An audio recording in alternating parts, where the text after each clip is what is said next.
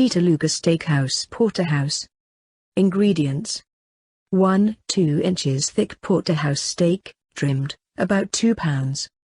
Vegetable oil. Kosher salt and freshly ground black pepper. Unsalted butter, room temperature.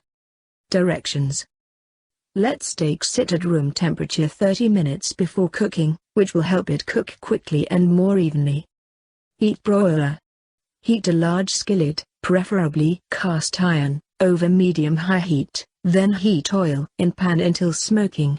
Season steak very generously with salt and pepper and cook until a deep brown crust forms on underside. Do not turn, about 4 minutes. Transfer steak to a cutting board, turning it browned side up. Cut meat from bone in 2 pieces, strip steak and filet mignon. Slice both pieces straight down perpendicular to the bone 1 inch thick. Replace sliced steak around the bone, it should look like a whole sliced steak, and return to skillet, browned side up.